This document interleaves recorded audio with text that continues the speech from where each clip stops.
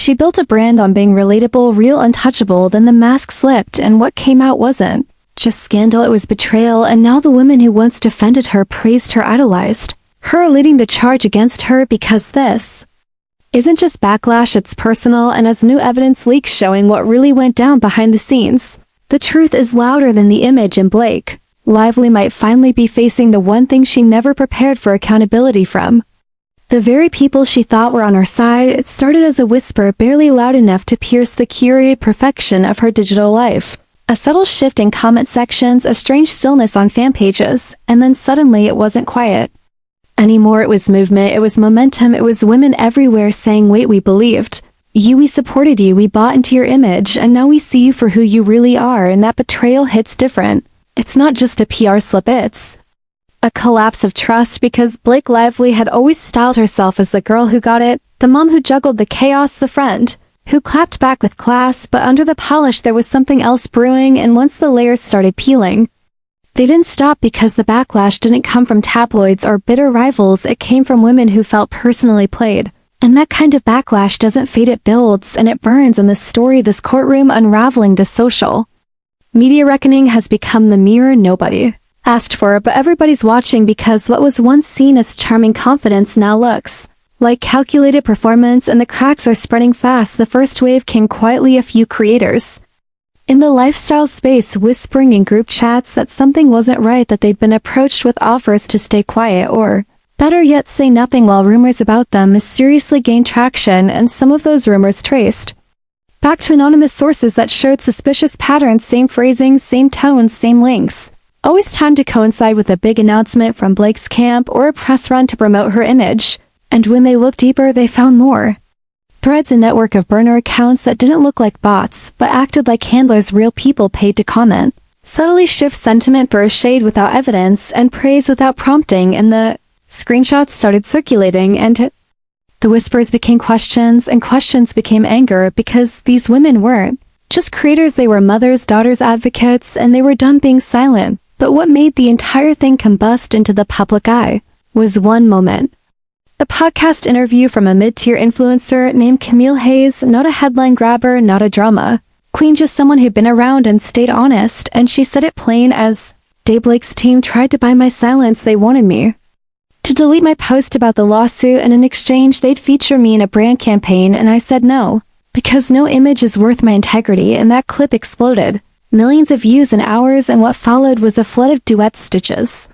Share stories, creators big and small saying me too, they tried it with me too, and suddenly the entire ecosystem that once upheld Blake's brand as untouchable was now questioning everything, because if your support was bought, was it ever real? And if your silence was coerced, what did that say about the person asking for it? And the court filings only made it worse, because the emails were damning, internal discussions from her legal team and PR advisors talking openly about strategy.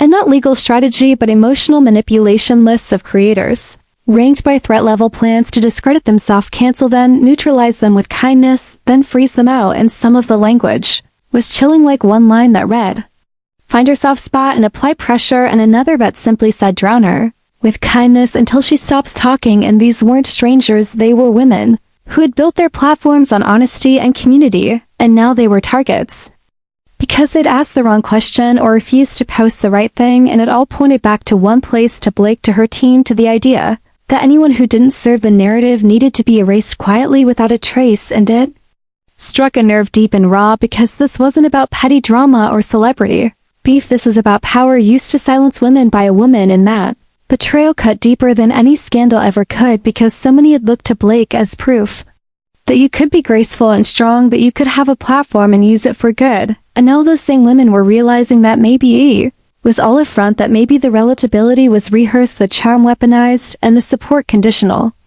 And once that realization hits, it doesn't unhit, it echoes and echoes and echoes, because nobody hates harder than someone who once loved with everything. And while her legal team tried to spin the narrative to make it about overzealous fans or media distortion, the women speaking out weren't buying it, because their stories weren't made up. They had receipts, voice notes, DMS contracts, and what they all pointed to was a system designed not to protect her, but to punish anyone who threatened her image. And in the court of public opinion, that's worse than a lie, that's a betrayal of the very community That built you, and the impact was immediate. Brand deals paused, collaborations pulled back, even some of her oldest fans began to scrub her from their pages, not out of malice but disappointment, deep and bitter, because it hurts when your role model becomes the villain, and for many that's exactly what was happening. And the memes started, the commentary, deep dives, breakdowns of her interviews side by side, comparisons showing the shift in tone and language and posture, the microaggressions, the passive jabs, the strategic silence, and it painted a picture not of a misunderstood woman but of someone who had learned exactly how to manipulate a crowd, and for a while did it flawlessly. But now that mask was off, and what lay underneath wasn't inspiring, it was calculating. And the worst part was that many felt complicit, like they'd unknowingly helped build a platform that was used to hurt others, and that guilt turned to rage, because it wasn't just about Blake, it was about the machinery, the whole system that rewards silence and punishes dissent, and how even in the age of transparency the powerful still find ways to rewrite the narrative until the truth becomes collateral damage. And as the court proceedings moved forward, as more filings were unsealed, as more voices came forward, it became clear that this wasn't a phase or a flare-up, it was a reckoning.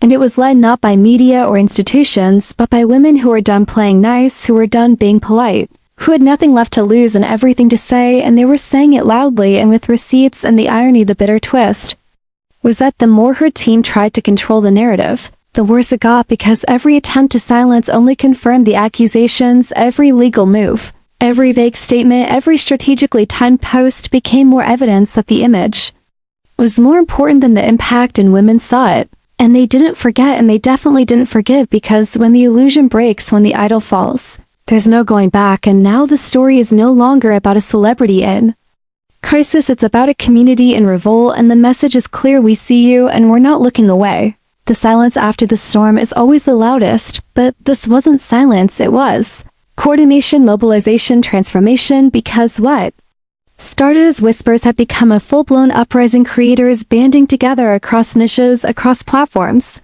not for clout, not for chaos, but for clarity. And suddenly the narrative Blake Lively had spent years curating began to unravel, not from scandal, but from solidarity, from voices that wouldn't be ignored anymore, because the truth doesn't need permission to exist. And these women, they had waited long enough, they had been cautious, respectful, professional, until they realized professionalism had been weaponized against them. Their silence had only served to protect the one doing harm, and now they were done. They were naming names, dropping receipts, detailing timelines with surgical precision. They weren't just calling her out, they were building a case, and not in court, in the court of public trust, where every thread, every story, every experience stitched together a much darker portrait of a woman who had built her empire on the backs of others and never once looked back.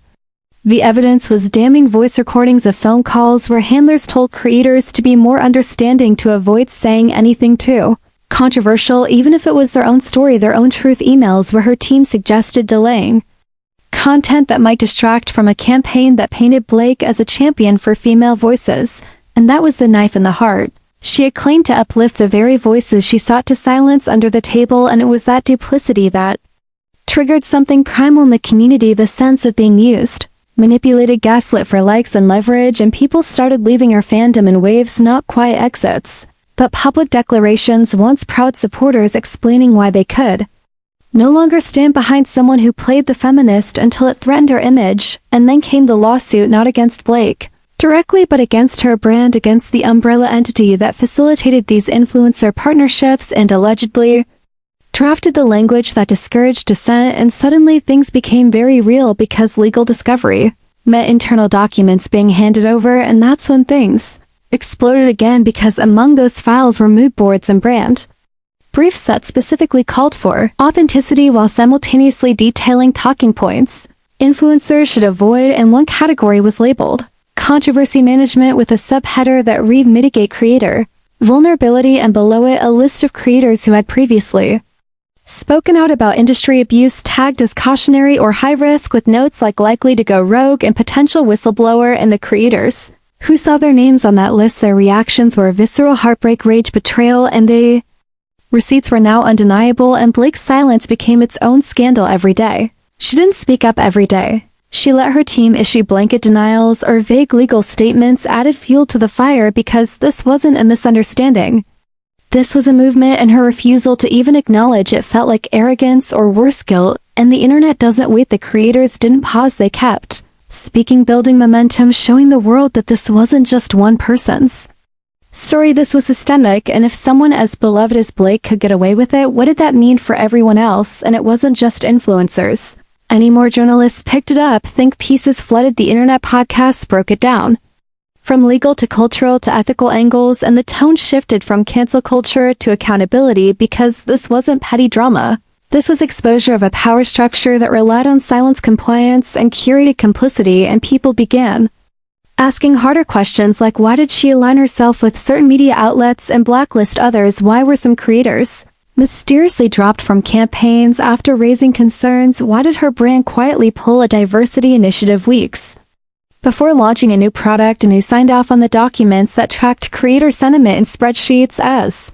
if they were assets, not people? And it all began to feel calculated, corporate, chilling, because for a long time people believed she was different, authentic, grounded, but the more they looked, the more the curtain pulled back. The more obvious it became that she was just better at pretending than most, and the anger that rose from that realization was volcanic, because it wasn't just about her actions but about the lie people bought into, and the vulnerability that lie exploited. And still the backlash grew louder. Protests of her appearances, petitions to drop her from brand partnerships, videos titled "The Real Blake Lively" racking up millions of views and hours, not because people wanted her destroyed, but because they wanted the truth. And what they found was unsettling: a pattern of erasure, a pattern of control, and a refusal to engage with criticism in any meaningful way. And when a popular creator shared that she'd been offered a six-figure payout to delete a post exposing the brand's shady practices, people finally understood this wasn't just PR.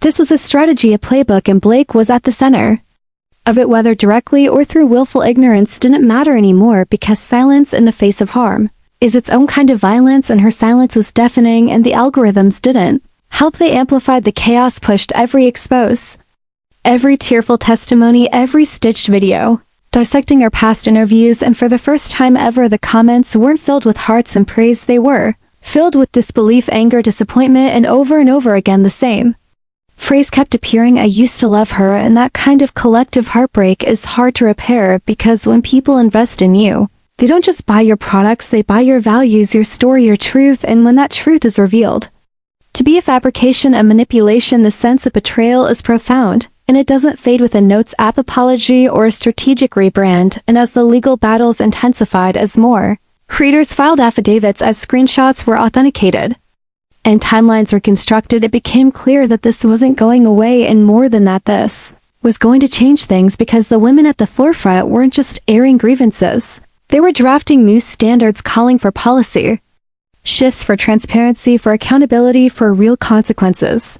And Blake wasn't just losing followers, she was losing trust, and once trust is gone, you can't buy it back. You can't PR into existence, and you definitely can't silence your way out of it. And through it all, the quietest voices were sometimes the most powerful: women who didn't scream or rant but calmly posted their experiences plainly, directly, with so much quiet pain it made the internet stop and listen, because this wasn't a trend, it was trauma. And when one woman posted a video saying, "I thought she was safe, I thought she was one of us, and now I feel like a fool," it resonated more than any headline ever could, because that's what made the backlash different. It wasn't fueled by hate, it was fueled by hurt, by the sting of betrayal and the ache of disillusionment. And that kind of wound doesn't heal fast. And still she said nothing. Still she posted selfies and fashion photos and vague affirmations, as if the world hadn't changed around her. And that detachment, that refusal to engage, only made things worse, because people didn't want perfection, they wanted accountability. She gave them curated silence, and silence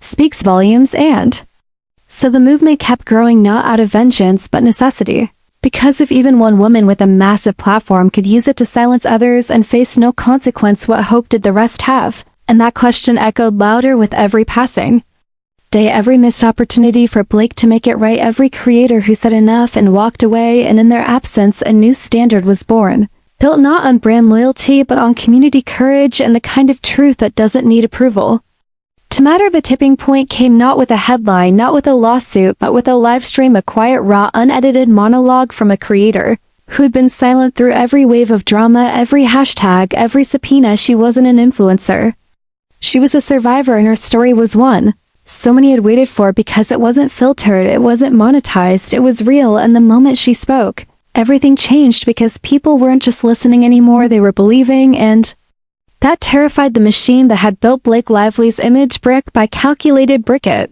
wasn't just cracking, it was collapsing under the weight of stories that couldn't be contained anymore, not by legal threats, not by PR spin, not by silence. She described a meeting, not a formal one, a casual meet suggested by a friend of a friend.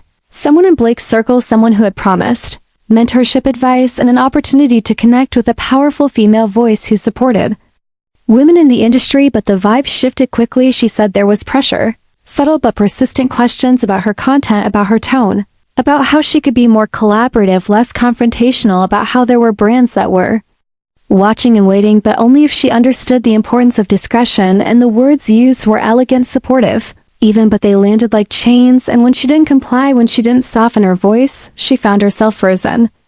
Out collaborations, dried up, followers disappeared overnight, and suddenly the same brands that praised her courage vanished without a word, and behind those moves was one common thread: Blake's brand, her image, her influence quietly guiding decisions from behind the curtain. And it wasn't about drama, it was about control, the kind of control that doesn't scream or punish openly, but whispers and erases and makes sure the world never knows you existed. And as more creators listened to the live stream, they started sharing their own stories, not in big posts, but in comments, in DMs, in duets, small moments that stitched together a pattern so complex, so deliberate that denial became impossible. And in that moment, the backlash against Blake was no longer about a single incident, it was about a legacy of silence, a history of manipulation, and a system that empowered it. Even people who had once defended her, who had brushed off the early accusations as jealous noise, began to change their tone. They posted follow-ups, they apologized for dismissing others, they started using their platforms to amplify, not defend. And the tide